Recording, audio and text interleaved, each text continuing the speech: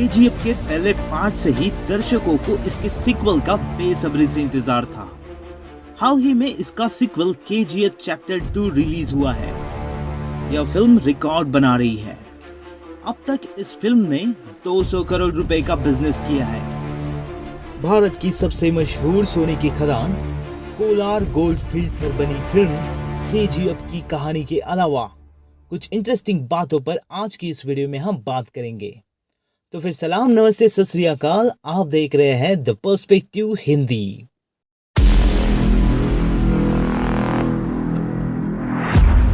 जैसे कि आप जानते हैं, केजीएफ मतलब कोलार गोल्ड फील्ड्स। सुपरस्टार यश की यह फिल्म कर्नाटक के कोलार में मौजूद सोने की खदानों पर आधारित है। ये ऐसी खदान है जहां कभी लोग इन्हें हाथ से खोदते थे और सोना निकल आता था। 121 साल के इतिहास में इस खदानों से करीब 900 टन सोना निकाला जा चुका है। सोने की जिस खदान की फिल्म में बात की गई है, वह खदान कर्नाटक के कोलार जिले से लगभग 30 किलोमीटर दूर रोबोट्सनपेट नाम की तहसील में है। दक्षिण अफ्रीका की पोनिंग गोल्ड माइंस के बाद कोलार गोल्ड फील्ड की गिनती दुनिया की दूसरी सबसे गहरी खदान में की जाती है। इस खदान के बारे में कई कहानियां प्रचलित है। इसमें से कुछ कहानियां सुनकर ब्रिटिश सरकार के लेफ्टिनेंट जॉन वॉरेन यहां पहुंचे थे। केजीएफ की सच्चाई जानने के लिए जॉन ने गांव वालों को एक चुनौती दी थी। उन्होंने कहा कि जो भी शख्स इस खदान से सोना निकाल कर दिखाएगा, उसे इनाम दिया जाएगा। इनाम पाने की चाहत में गांव वाले बैलगाड़ी में खदान की मिट्टी भरकर जॉन के पास पहुंचे। जॉन ने मिट्टी की जांच की और वाकई में उसमें सोने के अंश मिले। उस दौर में जॉन ने खदान से लगभग 56 किलो सोना निकलवाया था। इसके बाद 1804 से लेकर 1860 के बीच सोना निकालने की काफी कोशिशें की गई, लेकिन कुछ भी हाथ नहीं लगा। इस दौरान कई लोगों की मौत भी हो गई। उस कारण खदान में खुदाई बंद कर दी गई। साल 1870 में इस खदान पर रिसर्च शुरू हो गई। दरअसल रिटायर्ड ब्रिटिश सैनिक माइकल फिट्जगेराल्ड लेवली ने 1804 में एशियाटिक जर्नल में प्रकाशित एक रिपोर्ट पढ़ी, जिसमें कोलार की इसी सोने की खदान का जिक्र किया था। लेवली काफी उत्साहित हुए और भारत पहुंचे।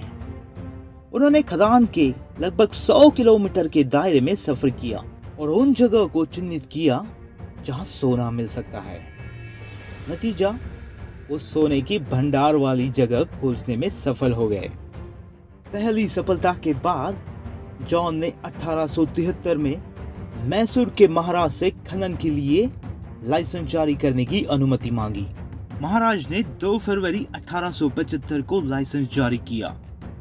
जॉन ने इसके लिए निवेशक ढूंढे और खनन का काम British company John Taylor and Sons को सौंपा गया। इस तरह से केजीएफ से सोना निकालने का काम फिर से एक बार शुरू हो गया।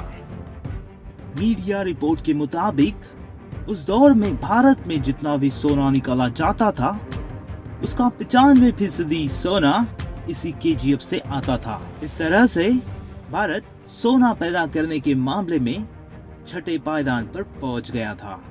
तकरीबन 1930 से कोलार गोल्ड फील्ड से सोने का भंडार घटने लगा था। भारत के आजाद होने तक ये जगह अंग्रेजों के नियंत्रण में रही थी। आजादी के बाद 1956 में यह खदान केंद्र के नियंत्रण में चली गई। फिलहाल ये खदान एक खंडर में तब्दील हो चुकी है। सोना निकालने के लिए जो सुरंगें खोदी गई थी, वहां अब पानी भरा है।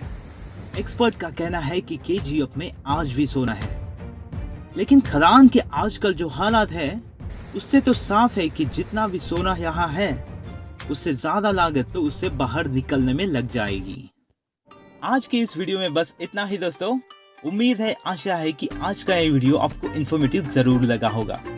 अगर वीडियो पसंद आता है तो इसे लाइक कीजिए, अपने दोस्तों के साथ ये वीडियो शेयर कीजिए और इसी तरह के इंटरेस्टिंग वीडियोस देखने के लिए हमारे YouTube चैनल को सब्सक्राइब कीजिए। जय हिंद, वंदे मातरम।